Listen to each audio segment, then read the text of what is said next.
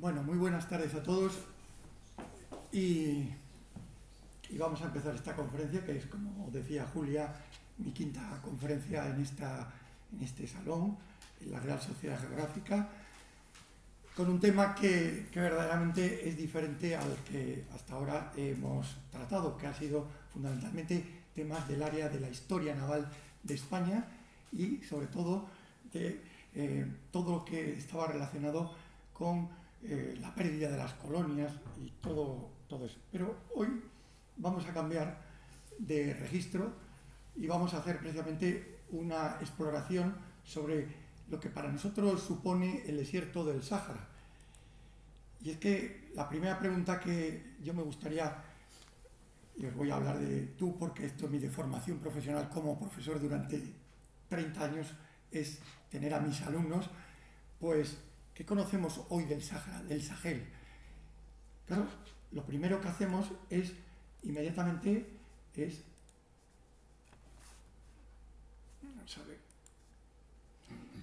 ver que sabemos que están en África. Y no sabemos mucho más, y es curioso porque lo tenemos muy cerca, pero no sabemos casi nada de él, de lo que ha ocurrido, de lo que ocurre y de lo que previsiblemente pueda suceder. Y lo tenemos aquí debajo nuestra, está muy cerca de nosotros.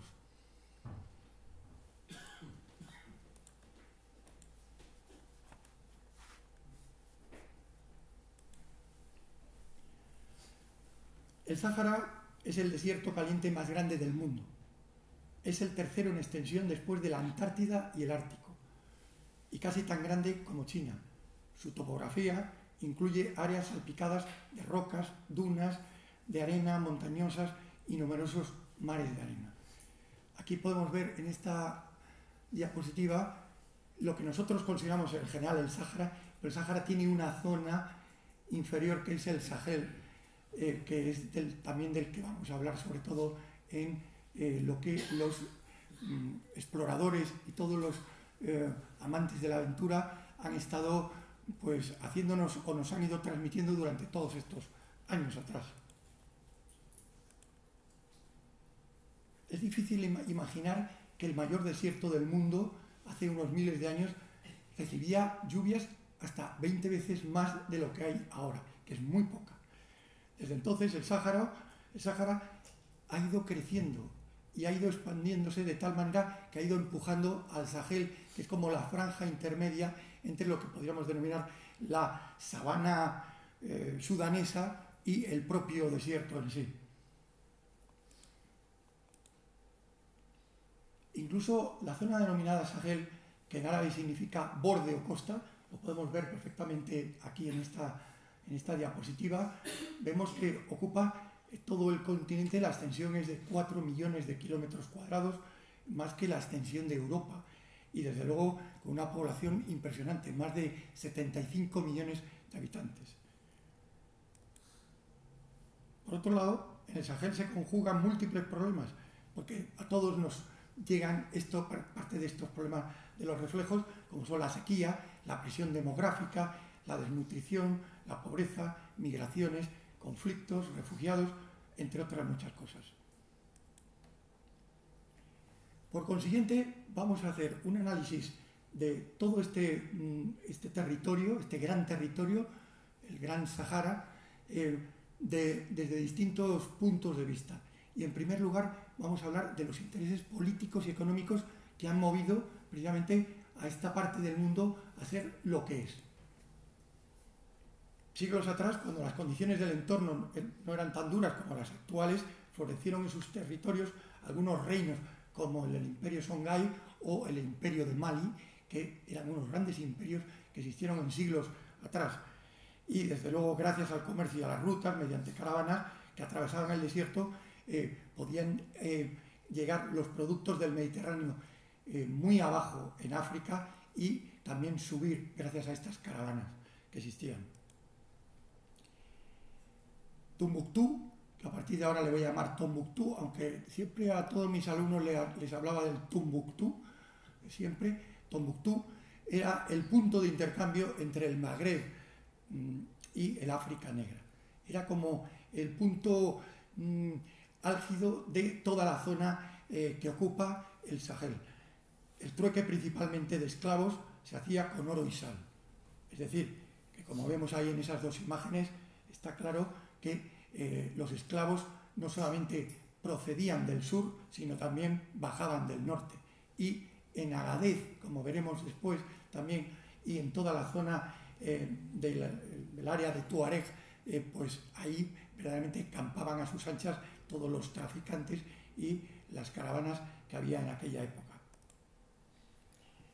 Claro, si estamos hablando del Sáhara, podríamos estar hablando del Sáhara español, que todos lo tenemos en nuestro corazón, incluso lo tendremos algunos clavado dentro de todo lo que ha ocurrido con el Sáhara cuando lo tuvimos que abandonar. Aquí no va a ser una conferencia del Sáhara español, porque estamos hablando del gran la palabra es Sáhara, o desierto. Vamos aquí solamente a hacer una mención de pasada de que en octubre de 1884 un militar italiano que se nacionalizó español después y que fue africanista puro y duro, colonialista de hombre de pro, que era Emilio Bonelli, pues fue el primer español que estableció colonias en lo que podríamos denominar la zona del Sáhara, que también se denominaba en su momento Río de Oro. Evidentemente, este trozo de tierra estaba justo al lado de Canarias porque servía para defender los intereses de los pueblos canarios, de la pesca de los canarios que entonces faenaban en aquellas aguas. Lo cierto es que en el año 1884 las principales potencias europeas se repartieron la tarta, el pastel, es decir, África. Esto ya en la conferencia anterior que hicimos sobre Guinea hace un año también lo comenté. Y claro, las potencias europeas habían consumado su reparto de la siguiente manera. Se dividió prácticamente todo el Sáhara, pasó a manos francesas, era toda la zona de Argelia y del Sáhara, y los ingleses se quedaron también con un trozo importante. Aquí lo tenemos, el mapa, en donde vemos que la zona azul es la zona que quedó bajo el protectorado y todo el dominio francófono, francés, y el naranja con el dominio inglés. España en aquella época no le interesaba el Sáhara y por supuesto no le interesaba África para nada. Tuvimos la suerte de que nos dejaran unas migajas, porque toda la gran parte de la tarta se la llevaron, como digo, los franceses y los ingleses. Los franceses ocuparon 11 millones de kilómetros cuadrados e Inglaterra obtuvo 8 millones de kilómetros cuadrados. A lo largo de este periodo se organizaron una serie de investigaciones y de exploraciones y obviamente pues aquí se han reflejado algunas de ellas. A mí la que más me interesaba era la que está a la izquierda, la que está en rojo, y que era la que organizó un francés que se llamaba Caillé y que fue el primer europeo que regresó y que pudo contarlo desde Tombuctú hasta París. Y evidentemente él creó un punto de inflexión en aquel momento. Pero claro, como tampoco tenemos tiempo para hablar de tantas cosas, porque podríamos estar hablando continuamente de expediciones y eso, pues vamos a dejar esta primera parte, el tema político, en ver cómo fue el gran reparto y vamos a ir a lo siguiente, cómo fueron los intereses comerciales que abonaron este territorio, esta tierra. Y claro, si hablamos de intereses comerciales, tenemos que hablar de las grandes empresas francesas que en aquel momento apostaron muy fuerte por conseguir tener la posibilidad de conseguir tener vehículos que pudieran hacer el transporte y el traslado de todas las personas que a lo largo de todos esos años iban subiendo o querían subir y sobre todo bajar. Entonces, como escribo aquí, se inició una rivalidad entre las dos grandes empresas francesas, Citroën y Renault. Antes de eso había estado los italianos de Fiat haciendo en 1912 un vehículo que incluso se utilizó en la Primera Guerra Mundial, pero que no era en un sentido como lo estoy centrando esto, con una especie de ansia comercial. Estos dos grandes fabricantes de automóviles estaban pugnando por conseguir esa especie de gran logro de poder transportar a la gente y a las cosas mucho más lejos de lo que era la simple costa mediterránea. Era necesario contar con un vehículo que superara las arenas y rocas del desierto y las estepas espinosas del Sahel. Y para superar las dunas del desierto y las llanuras, pues Renault se inclinaba por el uso de neumáticos tradicionales en vehículos de 6 ruedas.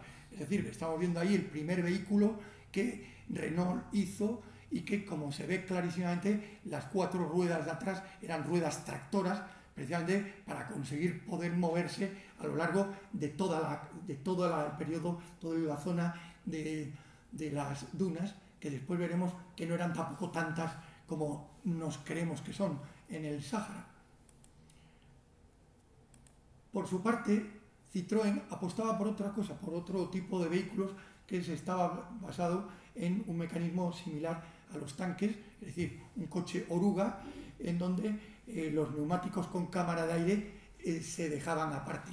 Y evidentemente este tipo de vehículos, que es bastante feo en comparación con el otro, sin embargo, era el que realmente triunfó, porque fue el que efectuó y el que cruzó por primera vez el Sáhara.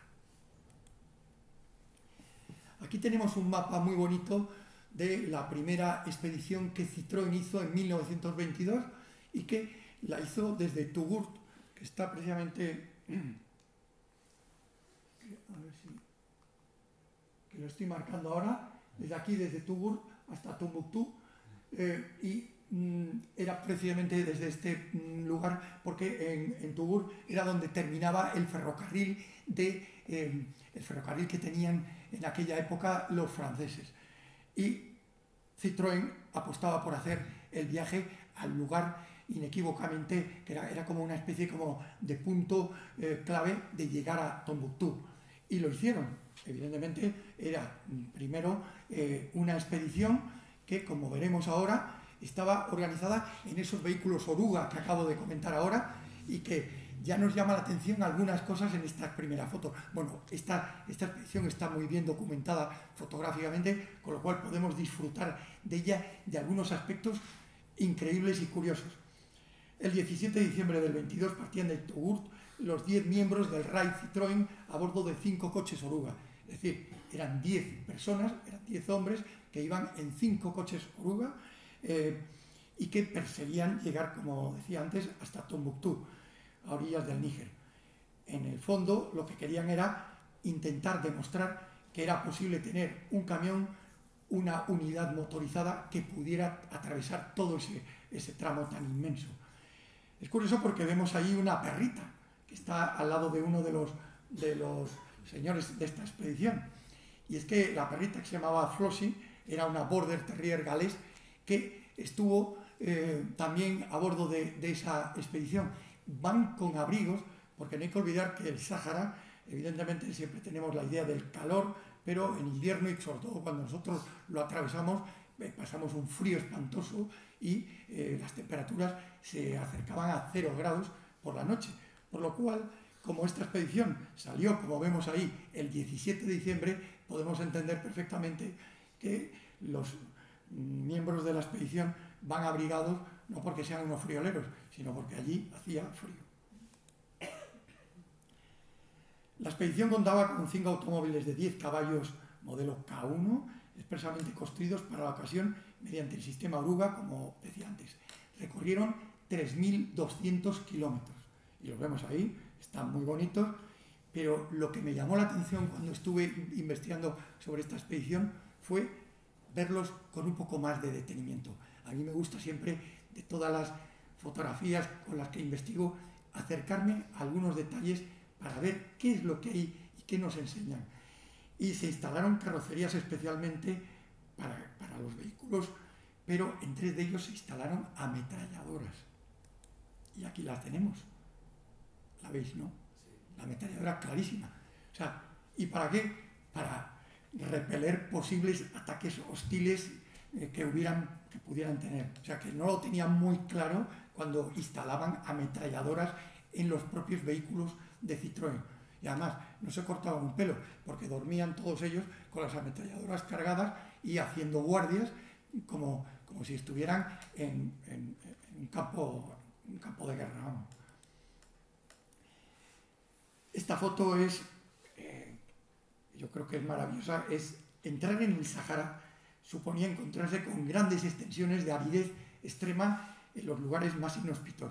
Precisamente los Tamerruz, que son los lugares por donde ni siquiera pasan las caravanas actuales, incluso, pues era lo que se encontraron estos miembros de la expedición y que estaba, pues lógicamente, eran lugares absolutamente inhóspitos. No podía haber vida allí. Y como hablamos antes de cómo podían vivir los propios expedicionarios, pues vivaqueaban, hacían vivac con esa especie de tiendas de campaña adosadas a los propios vehículos Citroën y como vemos allí arriba la ametralladora que está preparada. Bueno, está preparada, en realidad había uno vigilando arriba con la ametralladora puesta, mientras que otro dormía. Y cuando iban viajando, iban atados, no porque tuvieran un problema como con los cinturones de seguridad, sino para no caerse por el sueño y tal. O sea, lo tenían todo súper preparado y súper estudiado. En los coches incluso llevaban en los laterales amuletos de la suerte, el escarabajo de oro, el cuarto de luna de plata, la tortuga volante, el buey apis. O sea, era algo sorprendente. Estaban haciendo una expedición en la Edad Moderna, pero estaban soñando como si estuvieran en el antiguo Egipto con imágenes, yo diría, simbólicas y muy importantes para lo que es el espíritu del desierto. Aquí vemos que la travesía, por supuesto, inspiró libros y películas y que más tarde llevaría a la aventura off-road más importante y peligrosa del mundo, el Rally París-Dakar, del que todos hemos oído hablar en alguna ocasión, siquiera por la pesadez de los medios de comunicación. Lo que pasa es que había algunos que, como yo, pues nos gustaba todo esto bastante.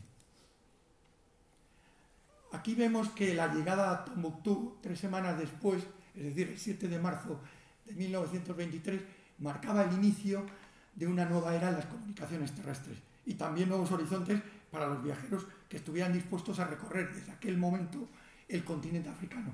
Es decir, se demostraba que se podía hacer en un vehículo ese recorrido que, como hemos dicho, era de 3.200 kilómetros. Precisamente los exploradores Hart y Audin fueron los que entregaron la primera valija del primer correo transsahariano en medio de una gran acogida cuando llegaron a Tombuctú. Bien, hemos visto intereses políticos, intereses comerciales, ahora vamos a ver intereses deportivos. El primer cartel del Rally París-Dakar. Bueno, la primera edición del rally más duro y legendario del mundo, el París-Dakar, comenzó en diciembre del 78 para llegar en enero del 79 a su meta en Dakar, es decir, en Senegal. Yo me basé en este cartel, copié la idea de la parte de la derecha de la moto, como veremos ahora más adelante, en la expedición, en el raid que hicimos nosotros.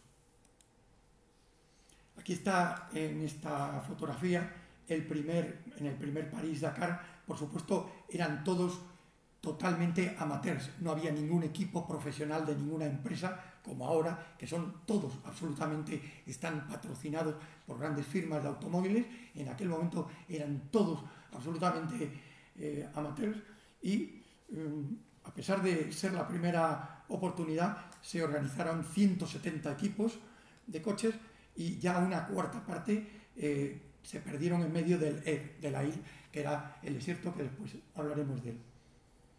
En esta primera edición, para los interesados en datos, pues decir que hubo 13 medios, es decir, 13 medios normalmente eran por supuesto, medios escritos, no había nada de televisión en aquella época, y con un total de 20 periodistas.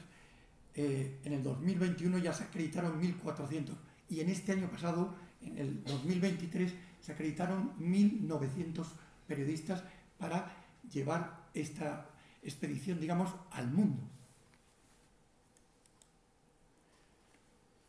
En 1982, para mí fue una cosa curiosa ver a al hijo de la primera ministra inglesa Margaret Thatcher, que también se había apuntado a un París-Dakar y se perdió. Se perdió, estuvieron 5 días perdidos hasta que un avión de la Fuerza Aérea Argelina los localizó. Y claro, todas estas cosas iban como dándome vueltas y haciéndome crecer en mi idea de querer hacer esto, atravesarlo. Y precisamente aquí, en los referentes cercanos de los años 80, pues bueno, tuve la oportunidad de ir primero. Por una parte, estaba trabajando en aquel momento en Bazán y como jefe de Relaciones Públicas de Bazán tuve que ir varias veces a Marruecos y Argelia. Y después también estuve con mi mujer. Estuvimos en el norte de Marruecos, en una furgoneta, y ya después pues me tiré ya para otro viaje un poco más fuerte, que era con mi mejor amigo, y nos fuimos en una moto que yo tenía en ese momento, que era muy grande, que no era la moto ideal, como ya después lo comprobamos, porque tuvimos accidentes, perdimos muchas cosas, nos robaron, nos detuvieron, bueno, tuvimos de todo tipo de aventuras y ahí estamos en la despedida que mi madre nos hizo en Puerto Real, en Cádiz. Y atravesamos el Atlas previamente en una época en la que aquí sí que el Atlas hacía un calor tremendo. Y lo que habíamos hablado, que el Atlas, dependiendo en qué estación del año se cruza, se atraviesa, pues puede ser absolutamente impredecible, de verlo absolutamente seco a verlo con nieve, cayendo nieve, como de hecho lo pude ver yo años después. Aquí tenemos también, bueno, he cogido una foto, estas fotos tienen 35 años, entonces... bueno, esto es 38, todavía más, porque las he rescatado de álbumes de fotos que todavía pues guardamos en casa y ahora como todo se hace digital, pues he tenido que limpiarlas porque estaban todas llenas de polvillo, de todo tipo de porquerías y de cosas de estas, ¿no? Entonces aquí estoy en el sur de Marruecos y claro, era fascinante ver cómo era el sur de Marruecos, que era verdaderamente un lugar fascinante.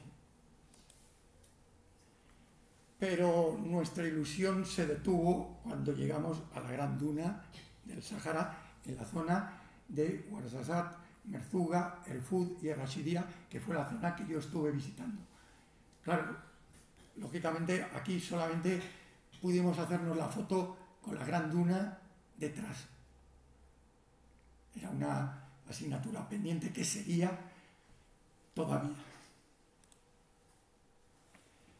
Y en el año 87 ocurrió una cosa, y fue que el París-Dakar de aquella época, de aquel año, pues hizo un recorrido que a mí me gustó mucho, porque bueno, yo seguía las noticias a través de revistas del motor de motociclismo, concretamente porque no existían las páginas, digamos, de deportes, el tema del París-Dakar apenas se tocaba, era el que compraba revistas de motos se podía enterar un poco de lo que estaba ocurriendo allí. Y este año, en el año 87, para mí fue un año que me marcó. ¿Por qué? Porque tuve la suerte de que en el 88 había un grupo de personas en Altea y que concretamente mi mujer, Emi, se enteró pues que estaban organizando un viaje por el desierto. Y casualmente el viaje era, pues como hemos visto, prácticamente la mitad del viaje era hacer el París-Dakar. Entonces, pues yo me postulé como voluntario para hacer lo que quisieran y lo primero que hice fue el logotipo, digamos, en nuestro escudo de nuestra expedición, que se llamaba Altea, Sáhara y África Ecuatorial. Nuestra idea era cruzar todo el Sáhara y llegar hasta Guinea, es decir, hasta Togo en concreto, que esa era nuestra idea y nuestra pretensión. Y en mi álbum que tengo en casa, que como es lógico no me lo iba a traer porque ya he traído aquí bastante cosas y chismes, pues allí puse la foto de todos nosotros. Claro, allí estamos yo con bigote, con pelo oscuro, no como ahora que soy viejo y con pelo cano, pero aquí estamos los 5 y teníamos, digamos que el mando de esa expedición la tenía un hombre extraordinario que era un pied noir, es decir, un hombre que había estado viviendo en Argelia y que sus antepasados habían muerto allí en Argelia. Nosotros lo primero que hicimos fue intentar conseguir los vehículos, porque claro, ¿cómo cruzamos el desierto con los antecedentes que hemos estado hablando antes? Era imposible cruzarlo con un coche o con... por lo menos eso es lo que pensábamos. Y entonces vimos que habían 2 Land Rover en aquella época de tercera mano que nos costaron 650.000 pesetas. Traducido a términos de ahora es 4.000 euros, 2 Land Rover, y nos regalaron una moto. Un amigo nuestro nos dijo, bueno, yo tengo una moto de motocross que la tengo medio destrozada, aquí la tenéis, o sea, haced lo que queráis con ella. ¿A dónde queréis ir? Por aquí cerca. No, queremos... Ah, perfecto, pues, o sea, nos la encasquetó. Y empezamos el viaje.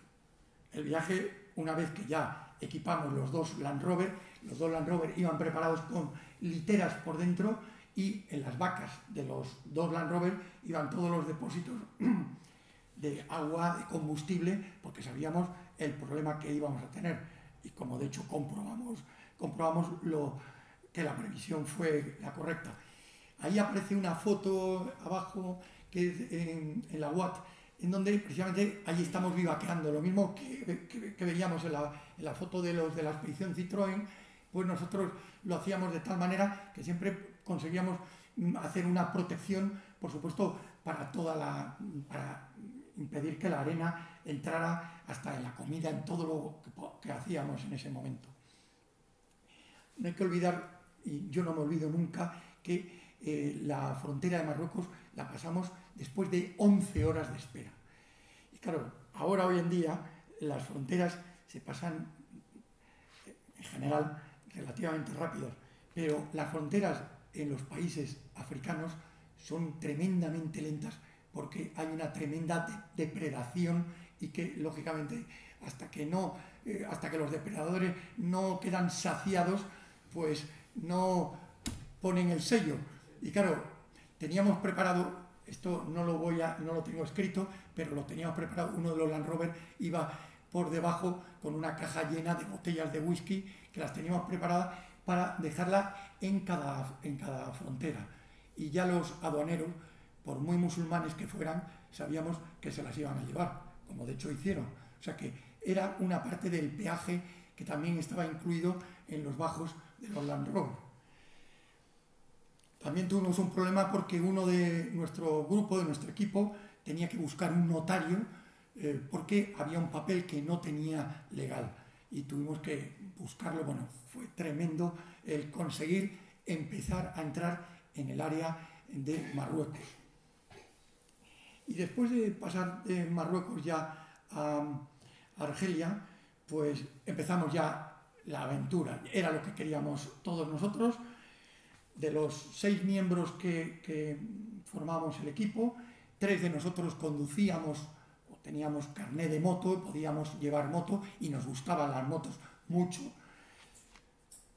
Entonces aquí se ve uno de los Land Rover, que está el de arriba a la izquierda, se ve que está todavía con la moto guardada. A la moto le pusimos también una matrícula de la moto que yo tenía aquí en España, porque claro, la moto estaba sin matriculación y por si acaso nos la pedían, pues también la pusimos. O sea, hicimos algunas irregularidades que hoy en día me costarían un disgusto, pero como ya han pasado más de 5 años y de 20 y de 30, pues puedo decir que en vez de ancha es Castilla, ancho es el Sáhara. Evidentemente el polvo de arena, el fes penetraba por todos lados de una forma increíble. Eso hacía que tuviéramos que tener unas prevenciones especiales con los vehículos. Todos los filtros que normalmente tenemos todos en nuestros coches iban con medias, las que utilizan las mujeres. Poníamos 2 medias en cada uno de los filtros, a pesar del filtro, porque la arena entraba por todos los sitios. Y en el Golea y en Gardalla, que eran unas ciudades, bueno, pueblos, ciudades, tuvimos unos problemas porque ambas dos eran ciudades santas. Y nosotros el concepto de ciudad santa no lo teníamos asimilado, y eso de filmar, de hacer fotos en una ciudad santa era como lo más grave del mundo. Nos detuvieron 2 veces, a mí me estuvieron a punto de meterme en la cárcel, y afortunadamente Francis, que era el jefe de la expedición, que no solamente sabía francés, sino también hablaba árabe, pues me libró de estar un tiempo allí en el infierno de las cárceles de esa zona.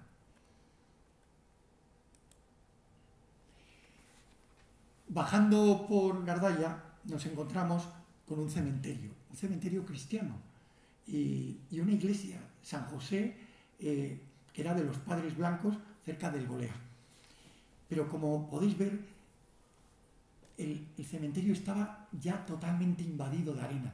Es decir, allí todo estaba invadido, y los pueblos, era increíble ver que en algunos casos la gente entraba en las casas por las ventanas, no por las puertas, porque no podían entrar.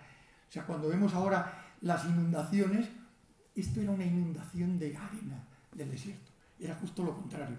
Y aquí encontramos una tumba de alguien que en aquel momento no significaba nada para nosotros, porque solamente lo veíamos en nuestros planos, que los he traído incluso aquí, cómo íbamos en el desierto, que cada vez que lo veo digo, no me puedo creer que fuéramos tan inconscientes.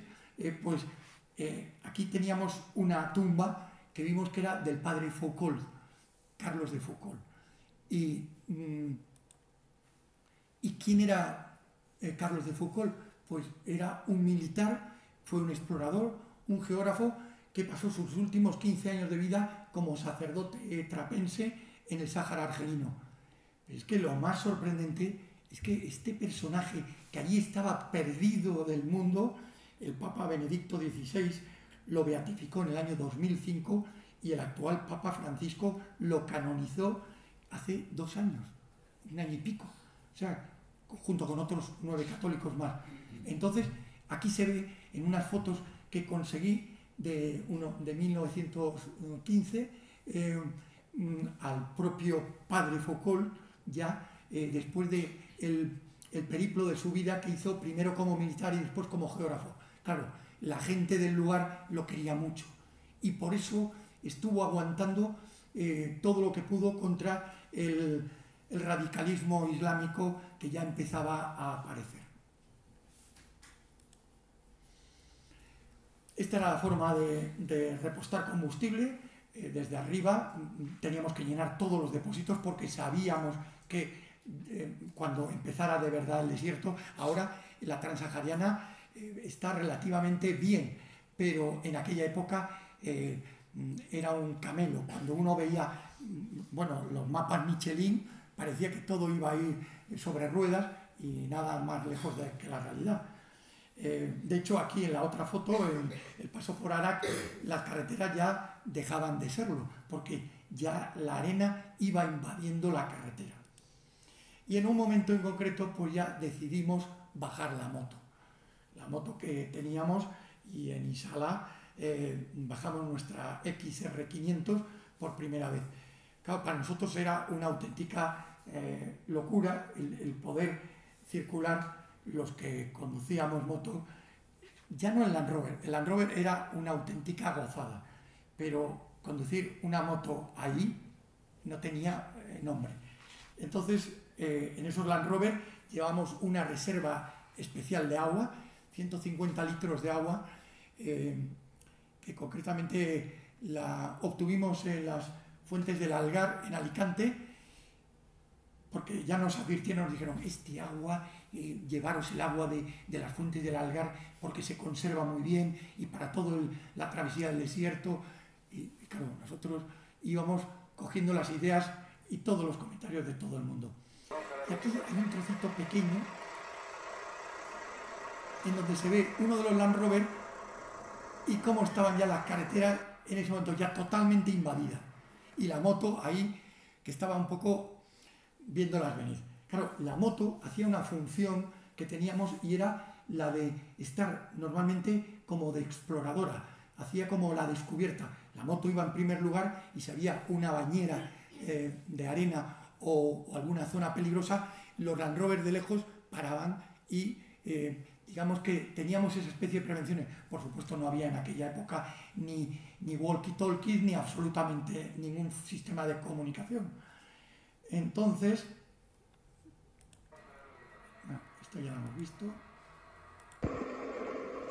Y aquí era la primera vez que filmamos a uno de los Land Rover desde otro. Claro, esta imagen ahora, en el año 2023, me parece como muy pobre, pero para nosotros hace 35 años era la locura.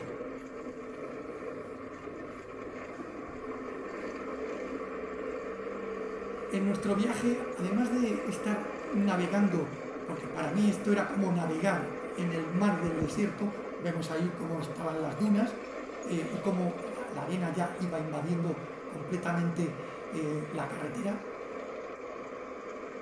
Vemos la moto delante que está haciendo la exploración.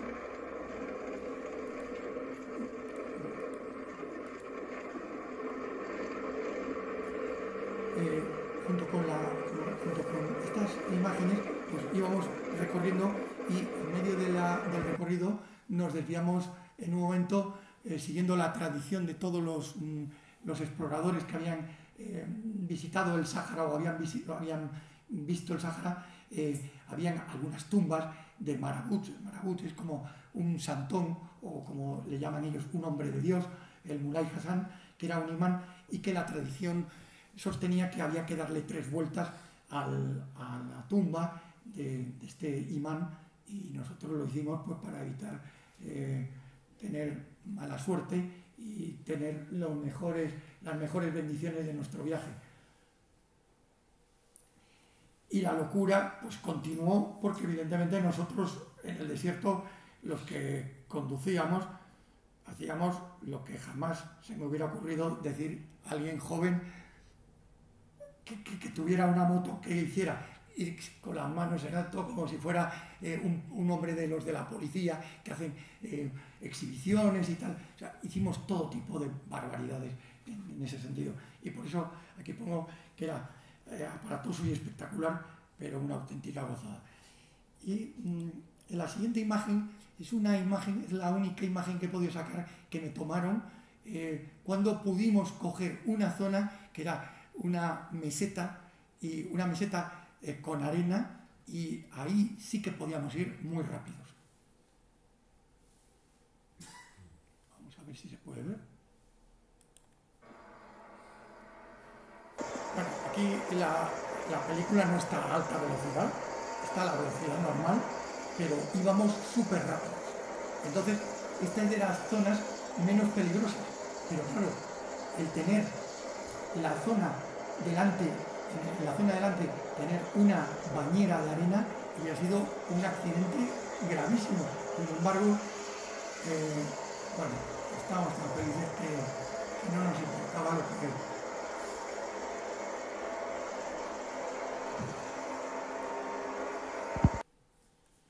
Y claro, evidentemente las reparaciones ya empezaron a pasarnos factura.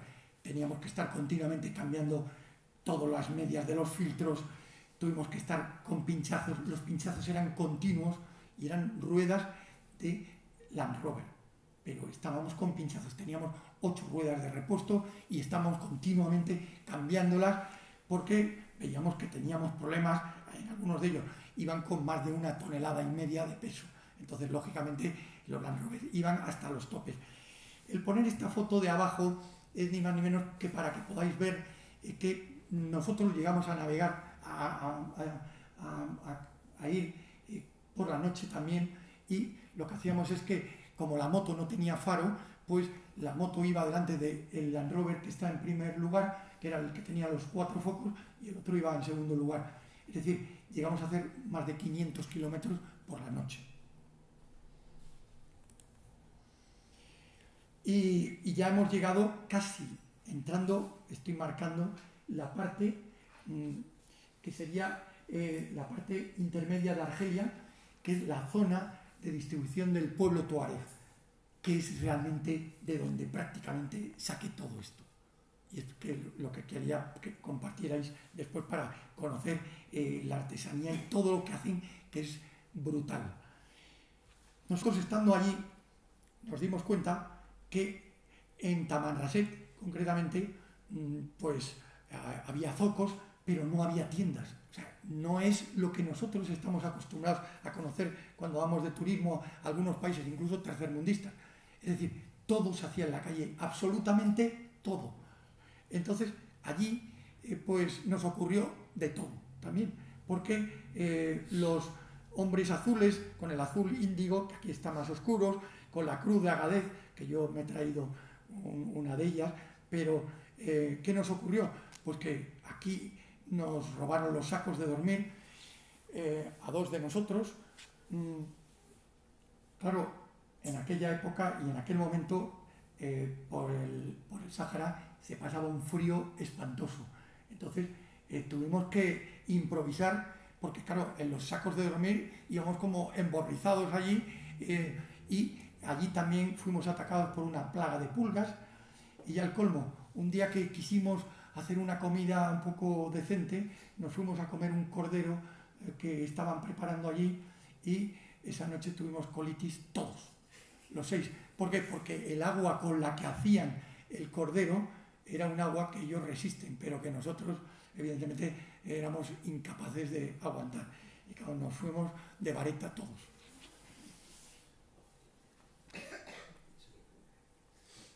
¿Qué tenía además esta gran ciudad que es Tamanrasset? Pues la cruz de Agadez, que es la cruz del sur, y yo os he puesto aquí lo que representa. Aquí tenemos una de ellas, que es la que está a la derecha de la foto, la he traído, y que representa los 4 puntos cardinales, y los tuareg la usaban como guía en el desierto, a modo de brújula para localizar la constelación de la estrella del sur en el cielo y calcular esa dirección que les guiara a las caravanas. Era un poco como si estuviéramos hablando en la armada, con la armada, pues la forma de la navegación por estima. Es decir, solamente era ver el rumbo y ya veremos lo que ocurre. Pues aquí hacían exactamente igual. Y también hay a la derecha una foto muy bonita de una espada antigua tuareg, la takuga, que también he traído otra, y que esta que he traído no era de turista, porque además allí no había turismo, no existía turismo. Todo lo que conseguí allí era de otra manera. Vamos a llamarlo en términos de ellos trueque. Investigando en la antigüedad, las armas clásicas del desierto eran la lanza, la daga y la espada takuga. Es decir, he traído una lanza que no sé ni cómo me la dejaron meter en el avión cuando volvimos al final, porque la lanza es de armas tomar, lo mismo que la espada, que después podréis ver, y estos 3 eran los elementos con los que los guerreros tuareg iban por el desierto, y algunos excepcionalmente con espingardas, que es la escopeta larga musulmana, que solamente tenían algunos. Es decir, que no era una cosa frecuente encontrarlo. Ahora es distinto, ahora van con móviles y con otras muchas cosas, pero en aquella época iban de esta guisa. Y aquí tenemos un guerrero tuareg a caballo con su lanza de hierro, una exactamente igual que la que he traído, y con el escudo de piel de jirafa, porque en aquella zona hubo jirafas, hubo el Sáhara verde, hubo el Sahel verde en siglos pasados y en épocas muy anteriores. 5.000 años atrás, evidentemente, el Sahel no podemos imaginarnos cómo era. Había otro tipo de fauna y de flora totalmente diferente. Y la foto de abajo es una foto que parece cogida de, pues no sé, casi de una película de la guerra de la Edad Media. Y sin embargo, era de ese momento que nosotros los veíamos también a ellos con estos elementos. Lo cierto es que ya llegamos a la Secrem, que es dicho en el Tamashek, que es el idioma tuareg, el fin del mundo, y en esa zona, en el Secrem, allí pues verdaderamente nos resultó fascinante. Creo recordar que ese día mi hija Irene cumplía 10 años, 10 meses, tenía en ese momento, era el 17 de febrero, me lo apunto aquí, del 1988, y mi hija Irene cumplía 10 meses y nos emborrachamos para celebrarlo. Por supuesto, además de ver estos fantásticos y espectaculares paisajes, pues también veíamos los restos de animales y de coches que no aguantaron, que tenían que pagar el peaje de una manera u otra. Y vemos ahí un dromedario que no aguantó, vemos ahí los dos Land Rover a la derecha y los vehículos, que estaba todo salpicado de vehículos que habían caído y después los desguazaban y se quedaba el esqueleto literalmente. Dentro ya del desierto traficábamos continuamente con los tuareg y nosotros el valor oro nuestro era el agua. Eso era el valor fundamental que nosotros empleamos. De hecho, ahí se ven a dos de ellos con un odre y que ellos están llevando lleno de agua que previamente habían cargado de uno de los depósitos que también teníamos precisamente para este tipo de trueques. No era el agua de las fuentes del Algar, era un agua local de ellos. Bueno, nuestra relación con los tuareg fue maravillosa porque además quería señalar que en esta foto de arriba algunos de ellos, mientras que el responsable, digamos, hablaba con nosotros, los otros miraban para afuera, siempre mirando, y uno dice, ¿pero qué miraban?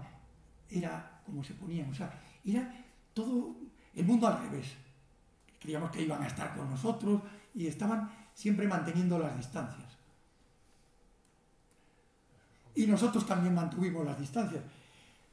De todas maneras, en los años 80, que es cuando estamos hablando, en el año 1988, no existían, como ya os podéis imaginar, ni los GPS ni las balizas electrónicas como existen ahora mismo, que existen multitud de balizas para poder ubicarse en un lugar. Nosotros solo teníamos dos elementos.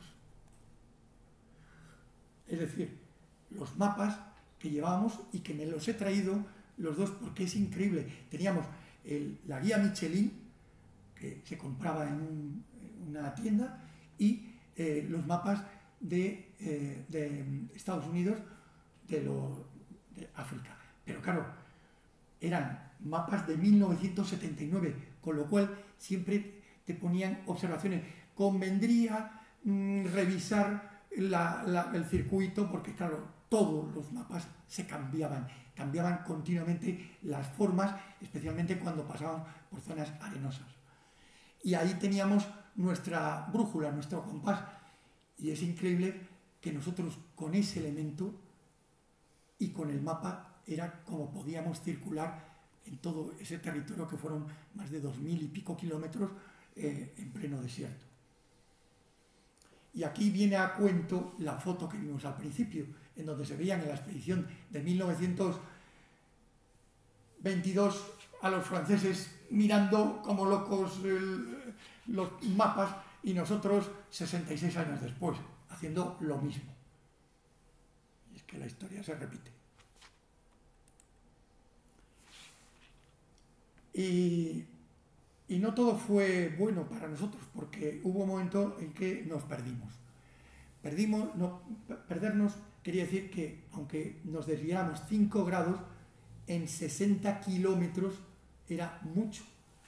Y entonces, ¿qué pasaba? Que ya no podíamos ver la baliza siguiente. Las balizas eran cada 5 kilómetros.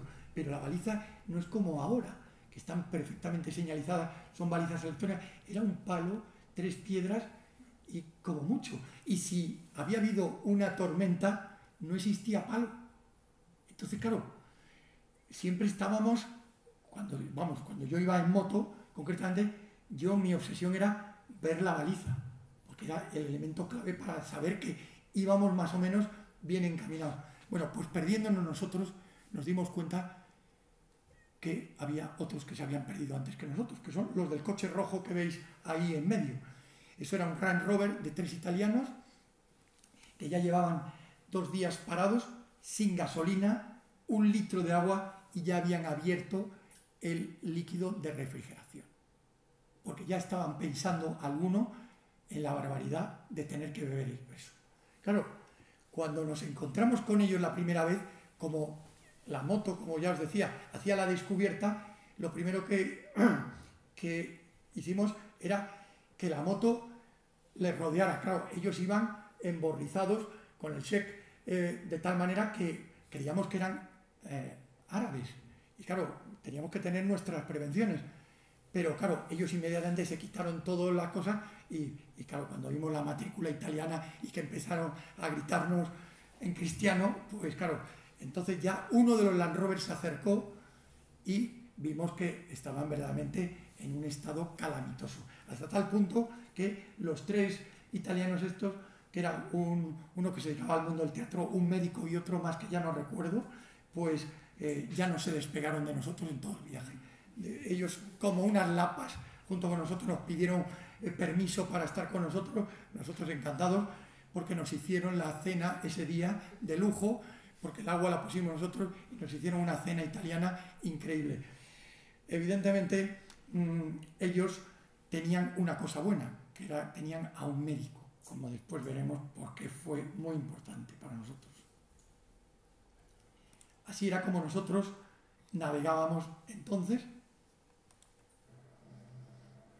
Esto era un poco para que vierais pues, la moto y los 2 Land Rover. Esto era una afirmación que hicimos un poco para tener constancia de cómo lo hacíamos, porque claro, en condiciones normales alguien que está de viaje no se dedica, oye, vamos a ponernos aquí y vamos a hacer esto. O sea, lo preparábamos hace 35 años que no teníamos ni idea, pero hacíamos una especie de, bueno, y primero vas tú y después tú y tal.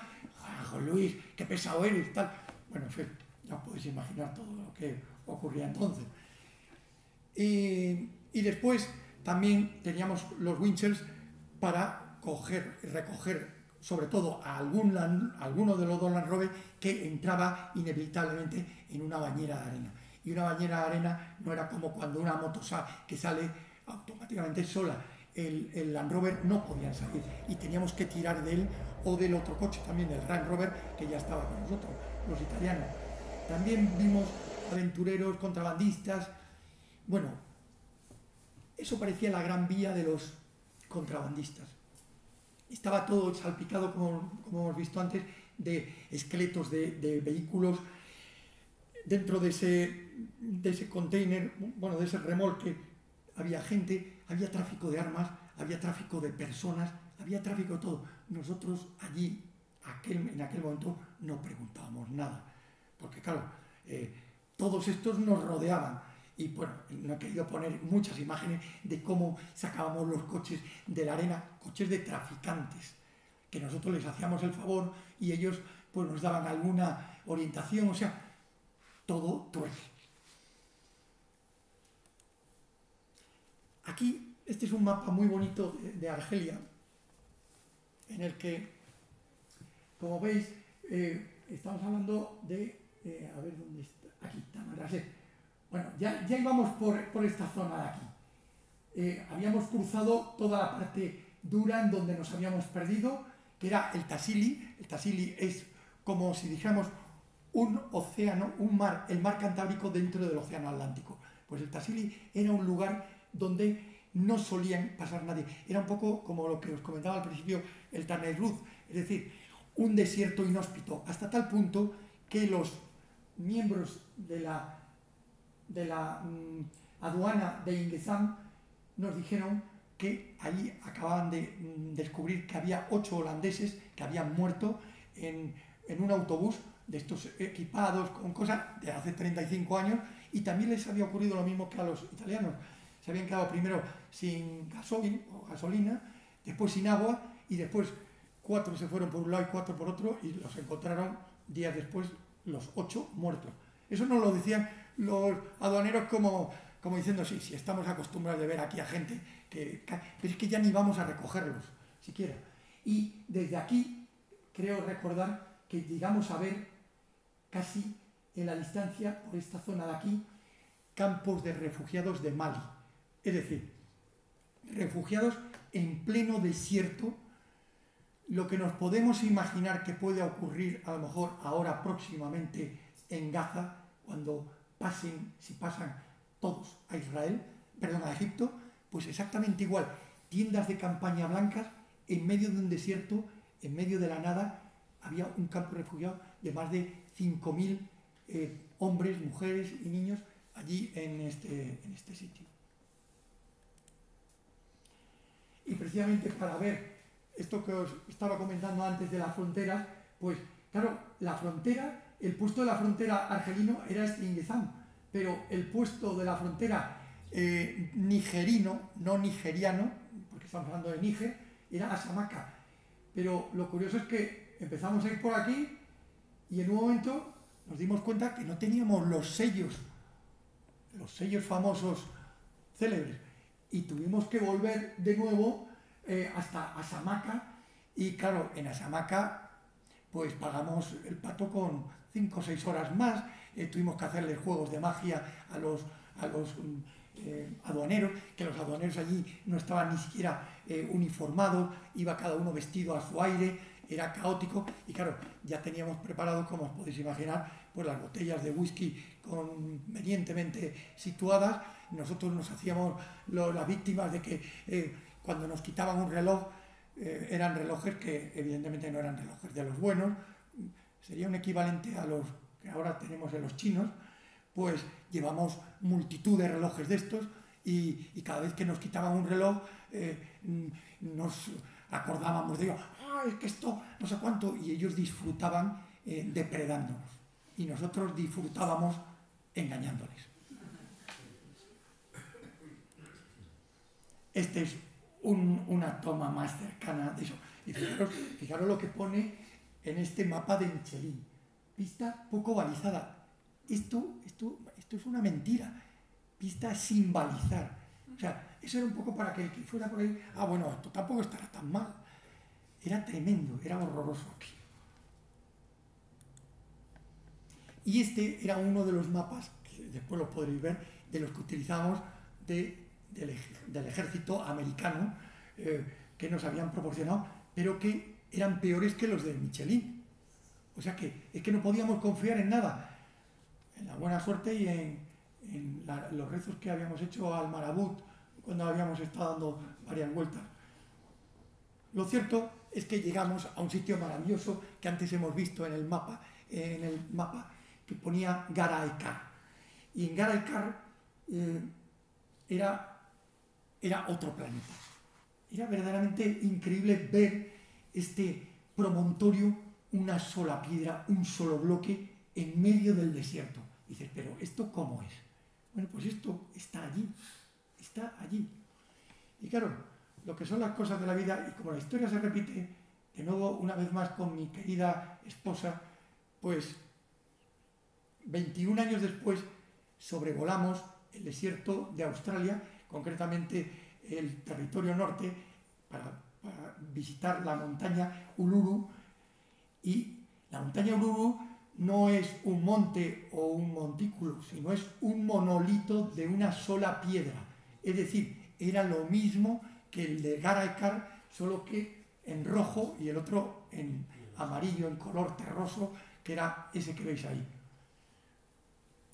Entonces eran esas cosas que vas viendo y que pues, te van recordando momentos interesantes. Aquí el típico espejismo del desierto. Si no pongo esta foto, vamos, diríais, estos no fueron allí. Continuamente veíamos agua por todos los lados.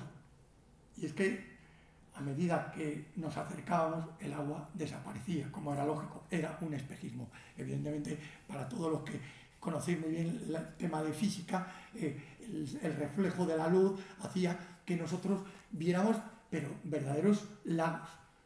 Y lo que pasa es que como íbamos en moto, eso ya no nos daba tiempo. Aquí solamente esta foto me gusta porque se ve una pista aparentemente que parece que es como nuestro Land Rover, pero esa pista no era de nuestro Land Rover, esa huella no era de nuestro Land Rover. Esa era una huella de alguien que pudo estar allí 3 meses o 3 años atrás o 30 años atrás, no sabemos cuándo. Estaba lleno de pistas por todos lados. No eran recorridos en donde decíamos, bueno, si no hay balizada lo mismo que vamos por nuestro camino. Era imposible seguir eso de ninguna manera. Y llegamos a un punto en el que uno de los italianos, el teatro, pues nos dijo que quería montar en moto. Y dijo, ¿pero sabes montar en moto? Sí, sí, yo sé montar en moto. Claro, la Honda 500 funcionaba arrancándola no eléctricamente, sino con pedal. Y cuando le das a un pedal y no sabes darle con fuerza, te puede volver, y volvió. Y le cortó el pie. Literalmente le hizo una herida tremenda. Y claro, allí en medio, o sea, imaginaros el sitio con un hombre que se está desangrando. Bueno, porque aquí veis cuando me tomé el tema de hacerle la foto, pero es que hice otra cosa más.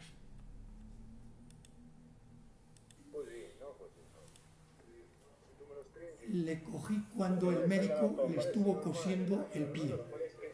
Yo afortunadamente esto lo veía en una mirilla, la mirilla de mi vídeo en blanco y negro, con lo cual no, pero todos me decían, pero Ángel Luis, que estás viendo la sangre y tal. Yo lo veía en blanco y negro y me parecía absolutamente normal. Claro, cuando después lo vimos esto, claro, esto si se ve, porque esto está con calidad de la época, pues veis ahí cómo el hilo va pasando, o sea, es tremendo. Bueno, y para que vierais también cuál era la anestesia nuestra, porque claro, ¿qué íbamos a hacer allí?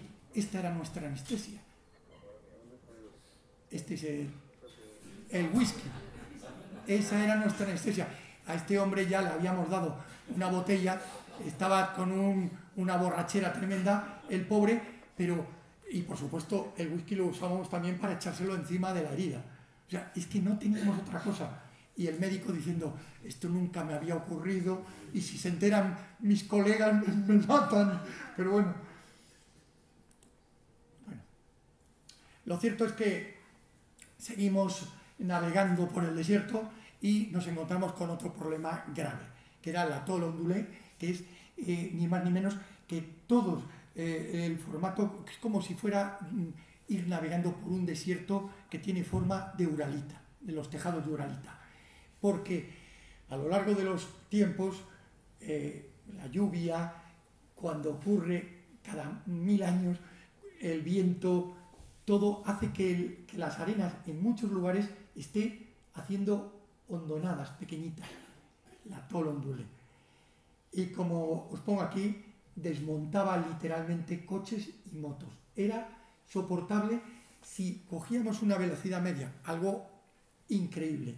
Allí aprendimos una cosa, si íbamos muy despacio, el Land Rover iba botando y iba todo destrozándose. Si íbamos muy rápido, corríamos el riesgo de tener un accidente. Aunque parezca sorprendente decir un accidente ahí, porque ahora vais a ver una imagen que lo vais a entender.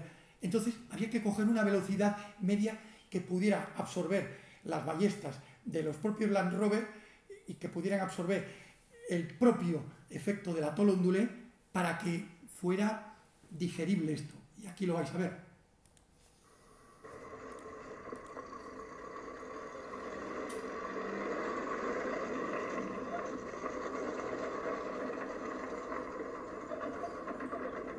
Parece que se están deshaciendo las ruedas, pero es que no solamente se deshacían las ruedas, es que teníamos también que los depósitos que había arriba se nos iban rompiendo, uno de ellos de aceite, y todo, por supuesto, todo el aceite estaba cubriendo uno de los dos Land Rover.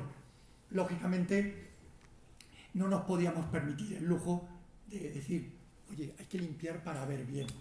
Veíamos cómo se viera. Bueno, esto era en un momento que estaba normal. Hubo otro momento en que literalmente no se veía nada en uno de los Land Rover y que prácticamente había que mirar fuera del Land Rover porque no podíamos gastar agua para limpiar el cristal. No podíamos permitirnos ese lujo.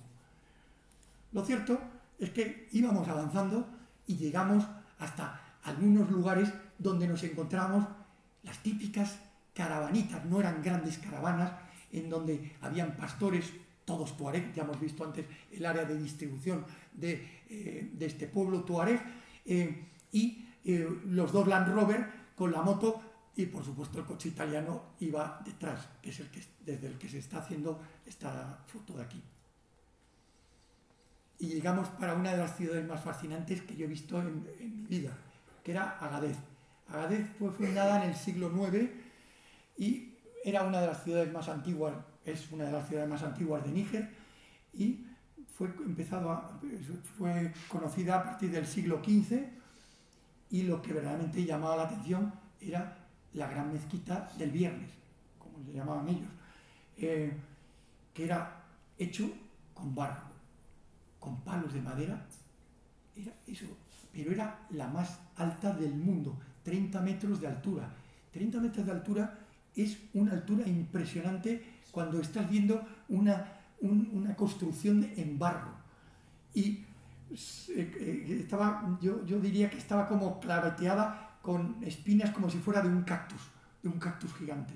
Entonces, eso para nosotros allí nos dejó alucinar y sobre todo la forma de la construcción de las casas. Pasa que no quería tampoco extenderme aquí. Y, sin embargo, de Agadez he puesto una foto moderna, esta foto es actual, moderna, para que veáis que lo que ahora hay todavía, que son, como pongo aquí, celebraciones culturales en Agadez, desfile de guerreros tuareg que despliegan orgullosamente sus trajes, armas, lanzas y machetes, todos adornados con cuero tradicional, lo vais a poder ver después en una de las piezas que he traído aquí, porque vais a poder ver precisamente esa artesanía que es única, no tiene nada que ver con la artesanía que conocemos del norte de África, sobre todo de Marruecos, especialmente. Aquí me hice una foto con un joven que nos estuvo atendiendo. Veis que en la cabeza tiene la artesanía de ellos, está basada sobre todo en figuras geométricas.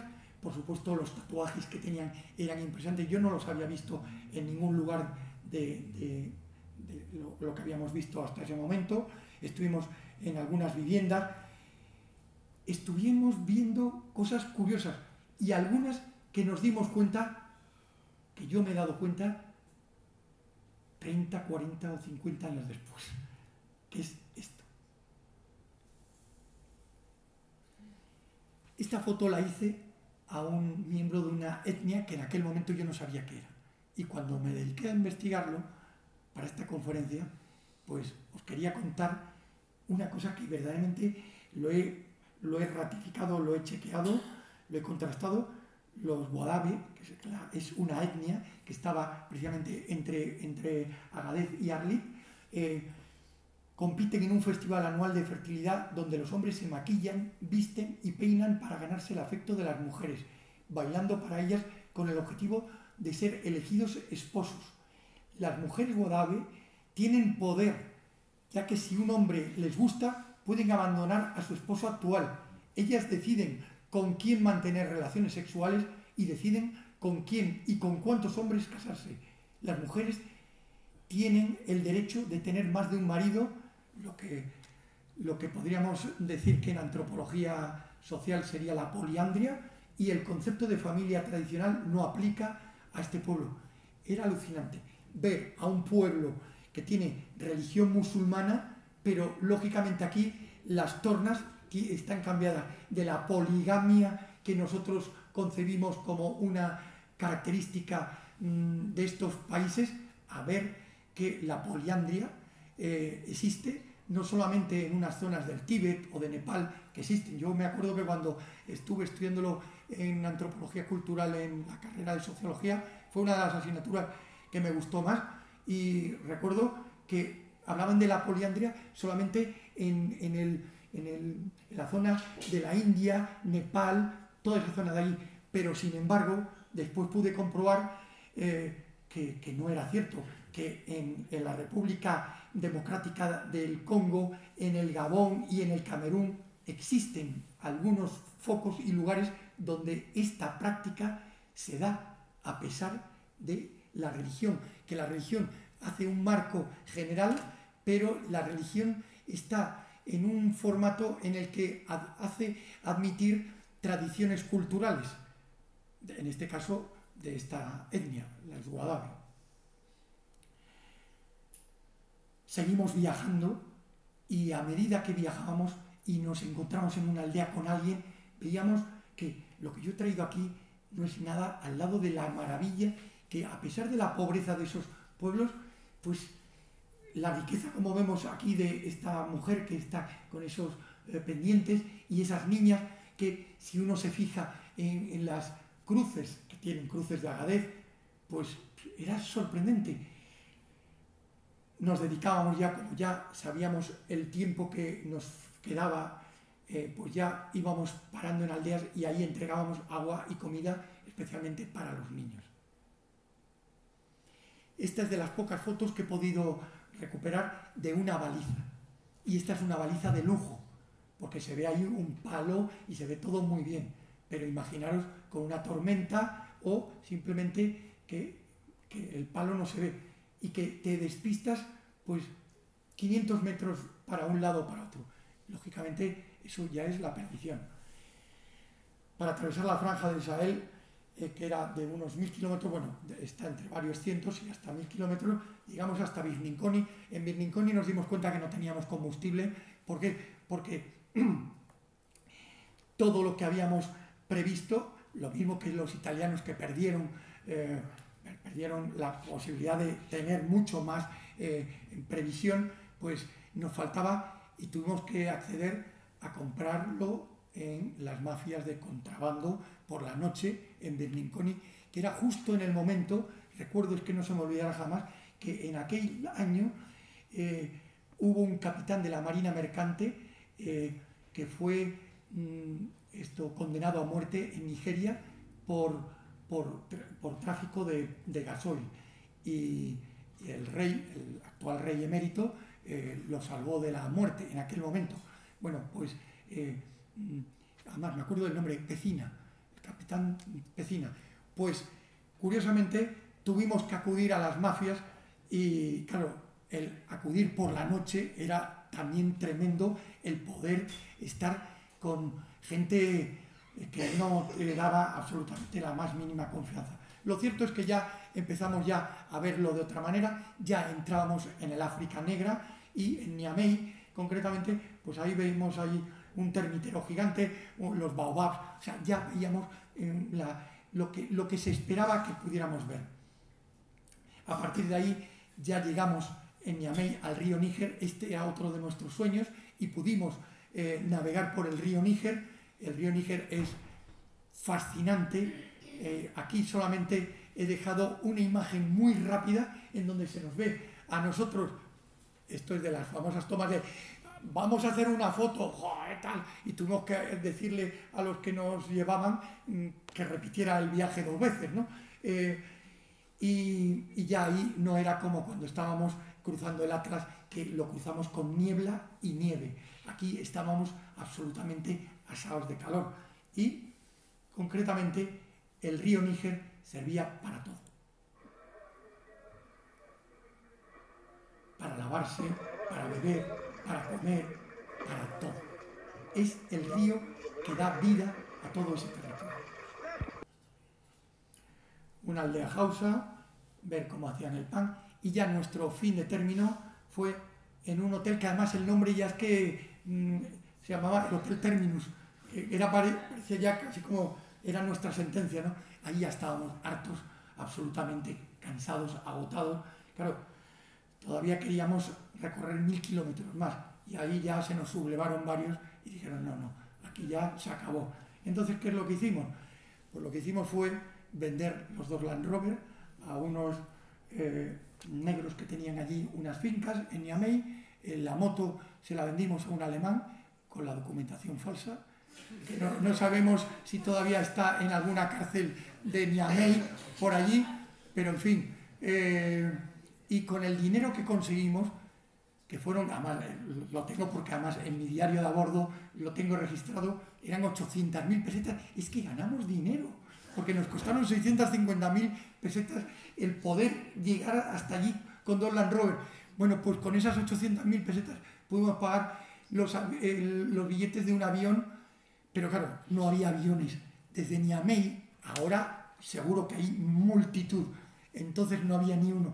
Y encontramos uno después de llorar, sobornar y hacer muchas cosas, uno de Egypt Air, o sea, de Egipto, vamos, pero de Egipto de entonces, que era un avión del estilo de los rusos, de los Ilyushin rusos, que nos llevó hasta Argel, y ya en Argel pudimos coger un avión de Iberia, en donde fue la primera vez que nos pusimos el cinturón de seguridad, porque aquí tampoco había cinturón de seguridad como en otros países que yo he podido visitar, ¿no?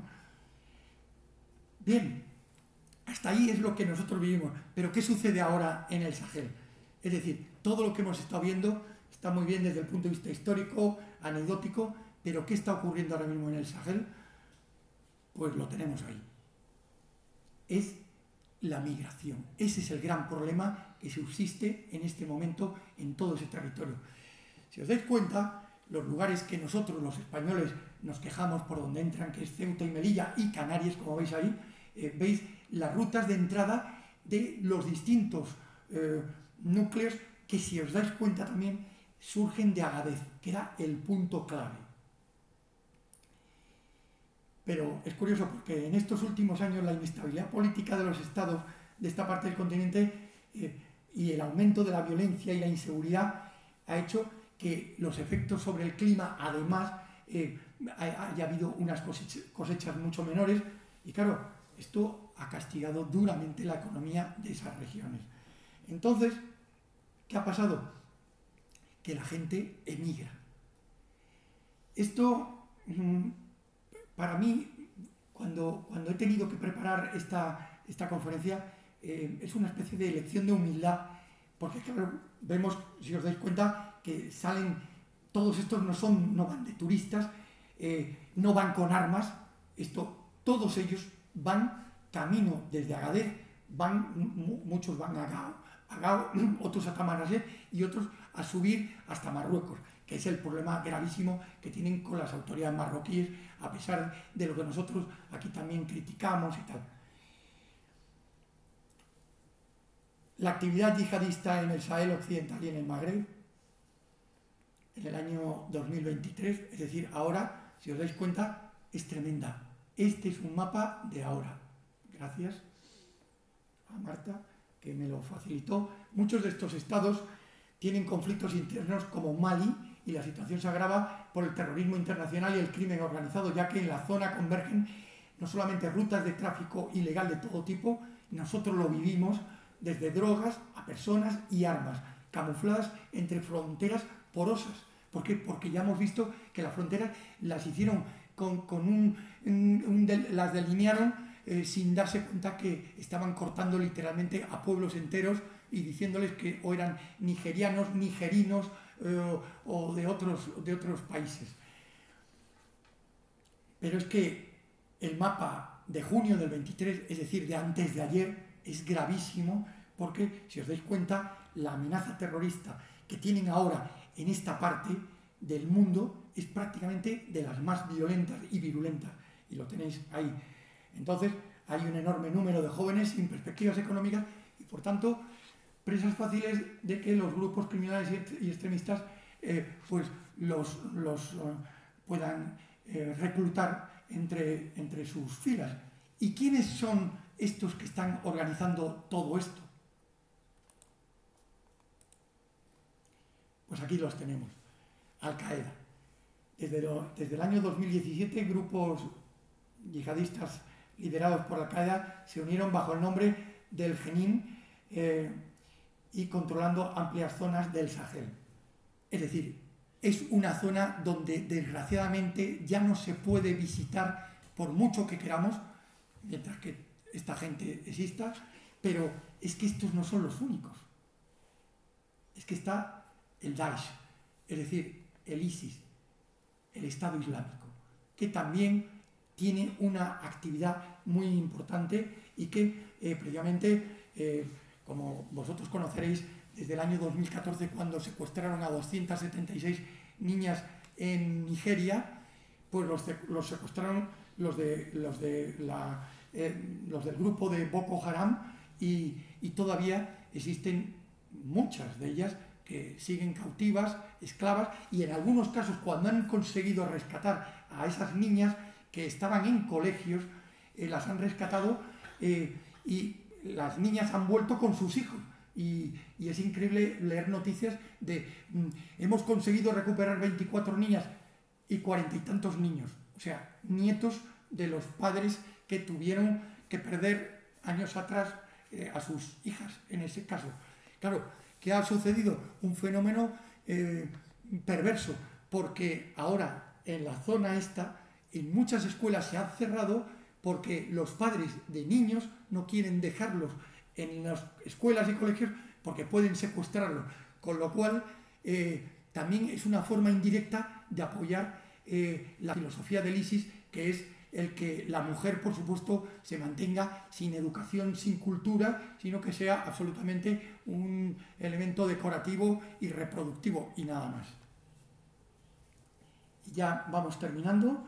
¿Qué está ocurriendo ahora? Bueno, en agosto hubo un golpe de Estado en Níger, o sea, ya sí teníamos bastante. El golpe de Estado en Níger ha sido otro elemento fundamental por el cual, según mi modesta opinión, ha hecho que incluso estuvieran mucho más en contra de las sanciones internacionales contra los propios golpistas de este país. Níger es uno de los países más pobres del mundo, con una tasa de crecimiento demográfico muy alta. Las consecuencias tras el reciente golpe de Estado, que es lo que os acabo de comentar, ponen a la Unión Europea en alerta por el tema de la seguridad, las migraciones y todo el tema geopolítico. La esperanza de vida en Níger hoy es de 45 años y el promedio de hijos por mujer es de 7,6. Si estamos comparándolo con lo que tenemos actualmente, por ejemplo, en España, que es 1,14, bueno, más o menos con distintas variaciones, vemos la absoluta disparidad. Pero es que casualmente Níger es uno de los 3 países con más índice de natalidad del mundo, con lo cual vemos la condena a la que están sometidas pues toda esta gente. Y claro, evidentemente esto supone que va a ser una auténtica bomba demográfica que está aún por estallar. Hace unas semanas tuvimos unas noticias en los telediarios de que los italianos estaban ya muy cansados porque en Lampedusa veían que había una auténtica invasión de migrantes que venían de África. Y he cogido esta diapositiva para que veáis que cuando se ven a los negros en Lampedusa, no vienen normalmente de Argelia, como decíamos antes, o de 1 o 2 países, vienen de 12 países distintos. ¿Y cuántos millones de habitantes hay en el Sahel? 75 millones de habitantes. Si hacemos un cálculo de que el 60% tiene menos de 24 años, os podéis imaginar que es, por un lado, una bomba demográfica, pero por otro lado es el punto en el cual los jóvenes prefieren morir en una alambrada cuando lo están atravesando que quedarse allí, porque es que allí es la muerte segura. Entonces, a veces decimos, qué valientes son de hacer esto y de quedarse 9 días en una patera sin saber nadar y tal, pero es que saben que de la otra manera van a morir. Y esto no es que esté haciendo propaganda política a favor de unos o de otros, es hablar de la realidad, de lo que yo pienso. Aquí están, precisamente, estas fotos de migrantes preparados para su travesía hacia el norte. Hacia el norte. No van con armas, no van con nada. Van alguno con alguna bolsa, alguna cosa, y en algunos casos es todavía más grave, porque vemos fotos de estas y se nos hiela la sangre de ver que ellos lo que están haciendo es huir del hambre, la guerra y la miseria. Pues bien, como epílogo de esta conferencia un poco atípica, vemos que este era el recorrido que teníamos nosotros inicialmente, que iniciamos en Altea, pasamos por toda la costa de Andalucía hasta llegar a Almería. En Almería cruzamos a Melilla, Melilla Marruecos, Marruecos atravesamos por Uzda, ya fuimos hasta Argelia, Argelia la bajamos completa y llegamos a Niamey, que ya estábamos hartos. ¿Cuáles son mis conclusiones? Bueno, pues que nuestra pretensión inicial, que era haber llegado hasta Togo, en el Golfo de Guinea, no se cumplió. No, yo era de los que quería, pero yo no era mayoría. Nos faltaron 1000 kilómetros, pero estábamos agotados. La verdad es que estábamos absolutamente... Claro, en las fotos sonreír, pero en las fotos estábamos destrozados. Los 5.500 kilómetros, porque claro, no son 5.000 kilómetros así, es moviéndonos y haciendo de todo que teníamos en el cuerpo, ya eran suficientes, sobre todo porque de ellos más de 2.000 fueron realizados por pistas como las que hemos visto antes y muchos de ellos sin balizamiento, con lo cual estábamos continuamente rezando a todos nuestros santos. Bueno, nos he enseñado que una de las fotos, en la de las manchas de aceite, teníamos concretamente estampitas de la Virgen que nos habían regalado las madres de algunos de nuestros compañeros de viaje. El viaje ejerció sobre nosotros un poder de atracción difícil de explicar en términos racionales, pero muy fuerte desde el punto de vista emocional. El virus del Sahara se coló pues, bajo nuestra piel como la arena que se metía en los radiadores, en los resquicios de nuestra ropa y de nuestros coches. Aquí en esta parte del mundo, la fascinación que ejerce el mundo del silencio, la sensación de soledad y la belleza salvaje de aquellos parajes de arena y roca contribuyen a crear emociones que no se olvidan nunca. Y según un dicho tuareg, Dios creó el desierto para que los hombres pudieran encontrar su alma. Era un sueño sahariano que nosotros hicimos nuestro. Y nuestro deseo, paz y progreso para ellos.